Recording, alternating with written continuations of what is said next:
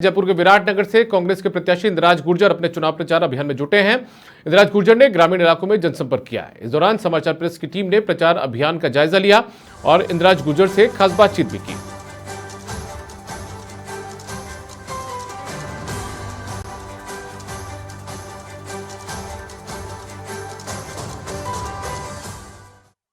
कांग्रेस के विधायक और विधायक प्रत्याशी हमारे साथ हैं इंद्राज गुर्जर, जिनसे बात करते हैं। इंद्राज जी, कहा जा रहा था कि विधायकों की एंटी इनकम्बेंसी है, लेकिन तस्वीरें कुछ और ही बयां कर रही है विराटनगर की। देखिए, जिन लोगों ने धरातल पे काम किया, जो जनता के बीच में रहे, जिन्होंने जनता की ईमानदारी से सेवा की, वहाँ कोई एंटी इनकम्बेंसी नहीं है। मैंने ईमानदारी से 5 साल तक विराटनगर की जनता की सेवा की है। राजनीति में राज नहीं किया, सेवा की है जनता की, और सेवा का परिणाम आप लोगों के सामने दिख रहा है कि 36 कौम के लोग जिस तरीके से प्यार प्रेम और आशीर्वाद दे रहे हैं, उससे निश्चित रूप से यहाँ का रिजल्ट आपको पता चल रहा है। क्योंकि एंटी इनकम्बेंसी वहाँ होती है जो जनता के बीच में विधायक नहीं जाते हैं। महीने में एक बार विधायक जाते हैं, 2 महीने में एक बार जाते हैं, जनता की सुनते नहीं। मैं 30 के 30 दिन जनता के बीच में रहा हूँ। जयपुर में रहा हूँ तो जनता के काम से रहा हूँ। मेरा व्यक्तिगत कोई जयपुर में काम नहीं होता था। डेवलपमेंट के ऐतिहासिक कार्य हमने किए, जनता की जो महत्वपूर्ण डिमांड थी उन डिमांडों पर हमने काम किए।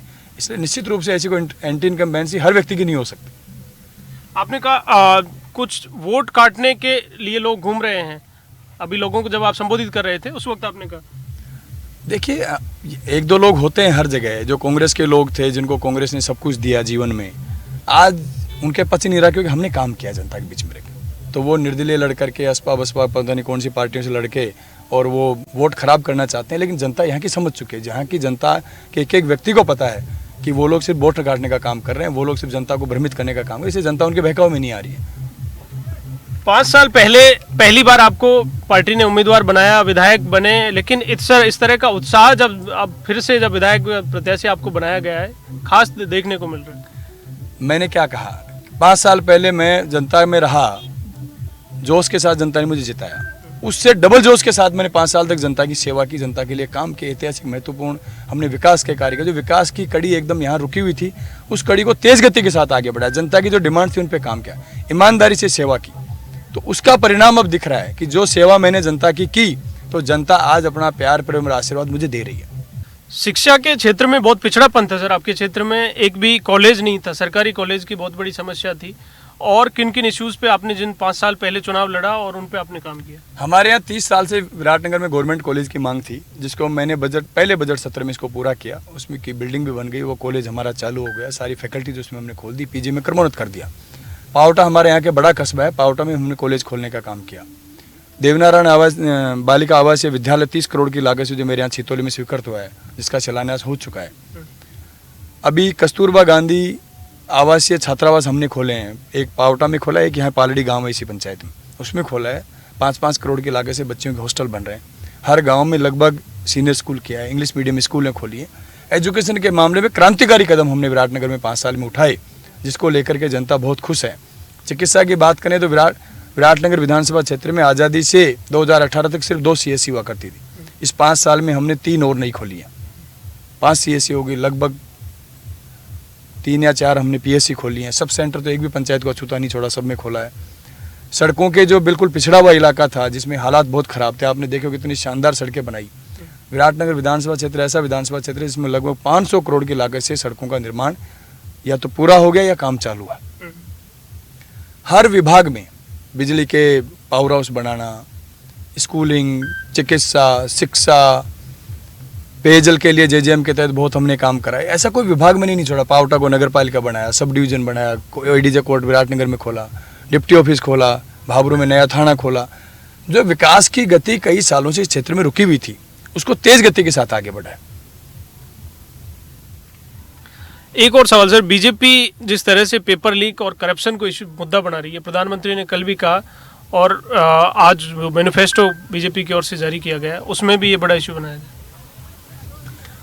देखिए, पेपर लीक का मुद्दा राजस्थान में जो इन्होंने उठाया है, निश्चित रूप से कांग्रेस पार्टी ने पेपर लीक में बहुत महत्वपूर्ण कार्य किए हैं। गिरफ्तारी भी हुई है, उनके ऊपर कार्रवाई भी हुई है, उन पर बुलडोजर भी चला है। और बीजेपी तो आप मुझे एक चीज़ बताओ, बीजेपी तो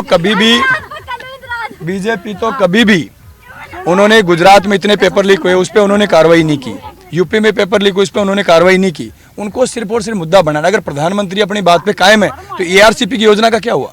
जो इतनी महत्वपूर्ण परियोजना हमारे 13 जिलों की है। पेयजल के लिए हमारा पूरा इलाका परेशान है, पानी हमारे यहाँ है नहीं। नहरी योजना को लेकर के हम इतना संघर्ष कर रहे हैं, तो प्रधानमंत्री को अपना वादा पहले राजस्थान की जनता से पूरा करना चाहिए, विशेषकर ईस्टर्न राजस्थान के लोगों से करना चाहिए कि 5 साल पहले उन्होंने ईस्टर्न कैनाल योजना की परियोजना को राष्ट्रीय परियोजना की मंजूरी देने का जो कमिटमेंट किया था वो उन्होंने पूरा नहीं किया। प्रधानमंत्री ने राजस्थान की जनता से धोखा किया, पूर्वी राजस्थान की जनता से झूठ बोला।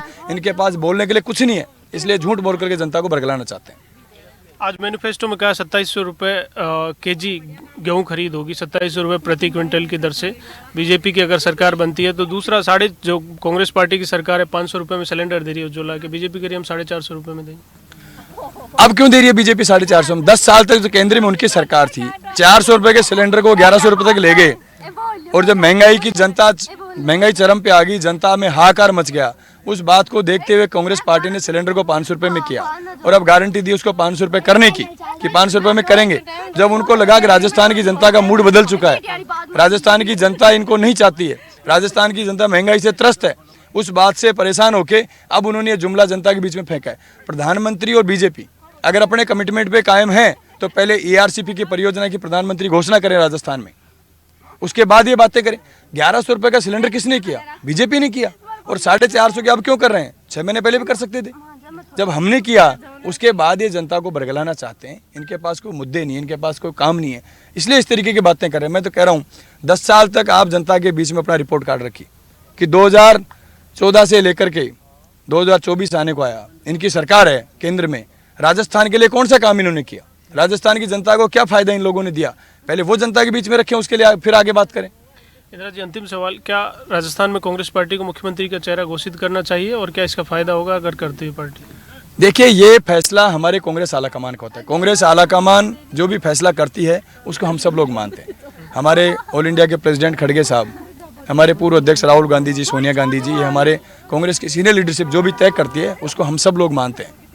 चुनाव प्रचार परवान पर है। राजस्थान और विराटनगर की जनता किस करवट बैठेगी ये तो 25 नवंबर को पता लगेगा, लेकिन इंद्राज गुर्जर का दावा है कि उन्होंने 5 साल तक जनता के हित में काम किया है। शिक्षा, स्वास्थ्य समेत सड़कों समेत तमाम कार्य उन्होंने विराटनगर की जनता को समर्पित किए हैं।